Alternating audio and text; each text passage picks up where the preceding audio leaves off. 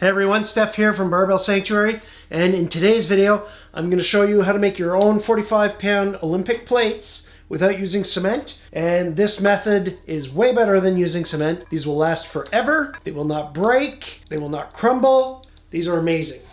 Not only are they made better, they look awesome. And that's what I'm going to show you in this video, is exactly how to make your very own 45-pound plates with old brake rotors. First step you're going to want to do is you're going to need two brake rotors. So you're going to need a bigger truck one. This one here is off a F-150, I believe. And this one here is off a car. This is actually off my old Ford Focus here. It's a little 4-bolt. And the reason you want a smaller one is you want it to fit inside the bigger one. So when we bolt them together, they're not going to be too wide. And these just happen to weigh 40 pounds for both of these. So once I'm done doing the hardware, you can get it pretty much bang on 45 pounds. Well, let's get that done. Go back into the garage and finish off the rest.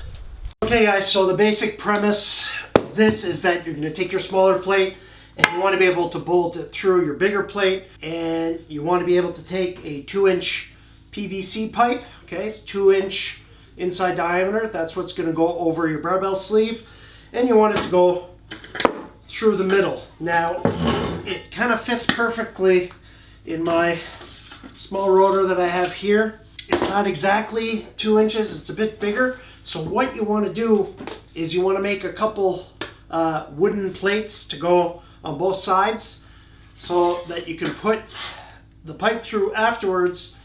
And what I used is Gorilla Glue because it expands all around the pipe, and then it'll dry nice and solid to the wood that's sandwiching the two rotors together, and it'll make an area that's thick enough so that it'll be stable. The middle part here is wood, as is the other side. So you want to take your smallest opening, measure the inside diameter of that.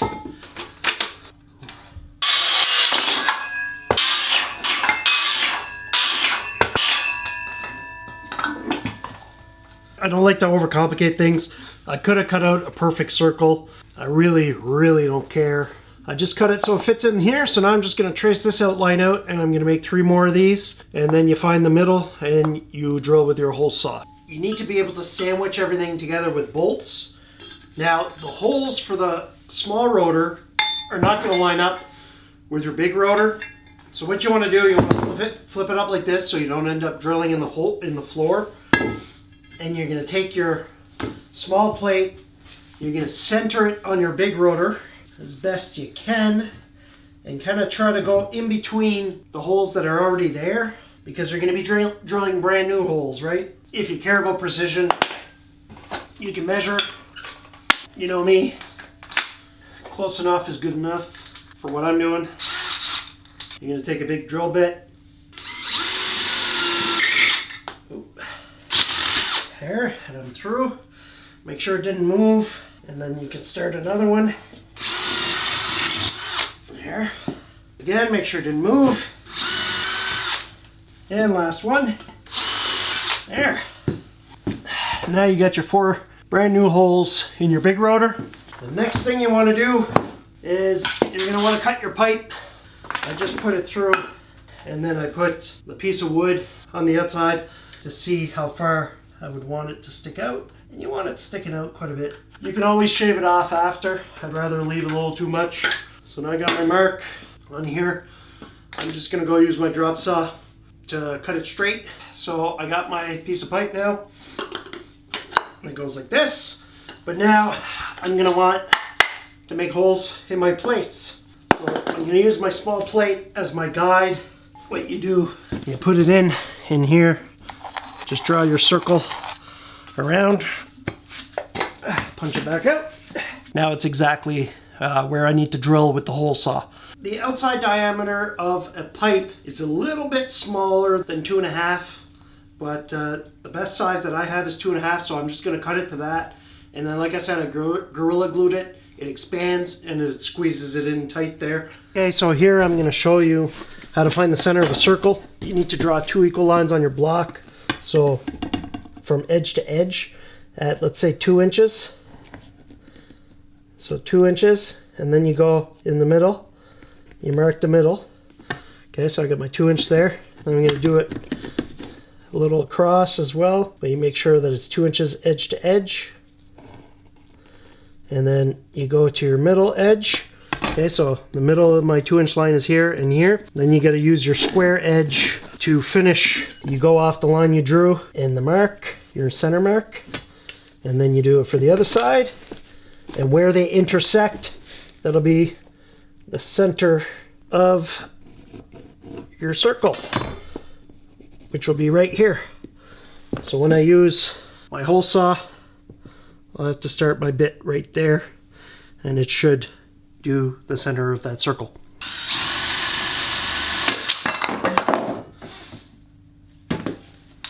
Well then.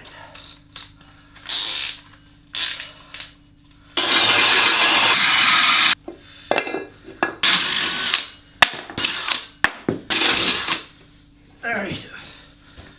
Done. So now that we got all that, we'll be able to sandwich this in.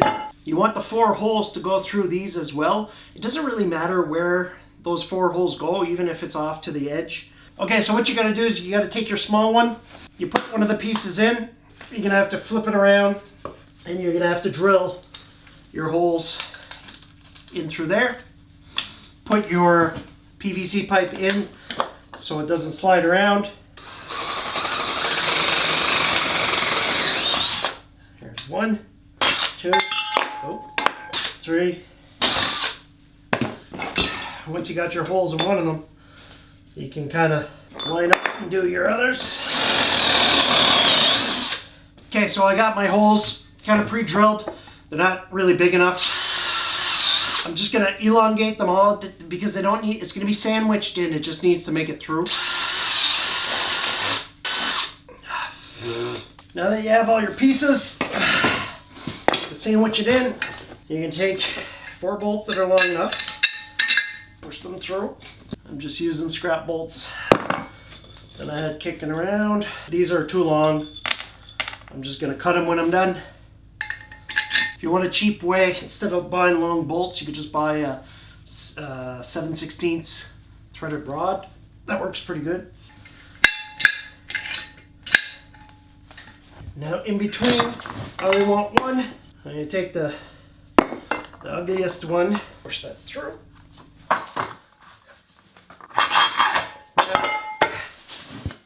Make sure everything still goes. Here's where you're going to want to add your extra weight, is in between here. So what I'm going to do right now, I'm just going to assemble the whole thing and see how much weight I'm missing. And then I have random bolts and stuff on the side, and I'll put those on top and see what it would take to get it to the full weight. 43.6 pounds. If I just add a couple bolts here. 44.2.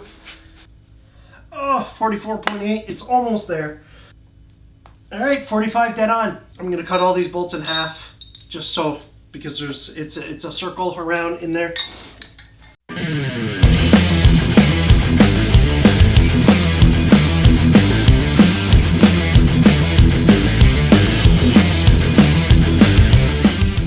That's how you put everything in. You got to make sure you lay everything flat. Just white Gorilla Glue, doesn't matter what color. I'm almost at the end of this bottle. Make sure you're wearing gloves. Put on your glue. You want to coat all around. And don't worry about putting too much. It'll fill all the cracks in. And then you slide it in. And the nice thing about Gorilla Glue, it expands. Alright guys, my camera just died, so I just switched to the cell phone. Blasted this with Gorilla Glue. Basically, I'm emptying the rest of my bottle in here. That's all I got left. Alright, that's empty. Alright, let's put this on. There. Make sure your inner tube is straight. The washer's on. And put your nuts on. Yeah, and it actually stayed nice and flat. So now I'm going to tighten these nuts.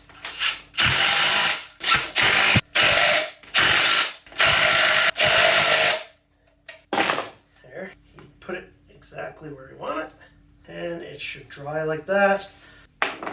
Alright, so that's it. I'm going to let this dry. It's the next day. It's nice and solid.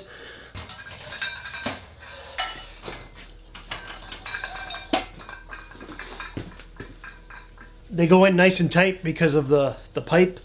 It fits exactly, and it's not going to damage your bar because it's not even metal. It's PVC piping.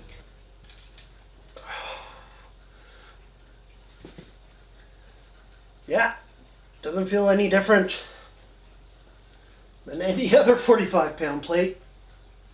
Oh man, I love these. Alright guys, that's it. If you like garage gyms and you like to do it yourself, make sure you subscribe to the channel so you don't miss future videos like this. If you have any questions on how to build your own rotor 45-pound plates, make sure you leave them in the comments below and I'll help you if I can. Thanks again for watching, and I'll see you guys next time.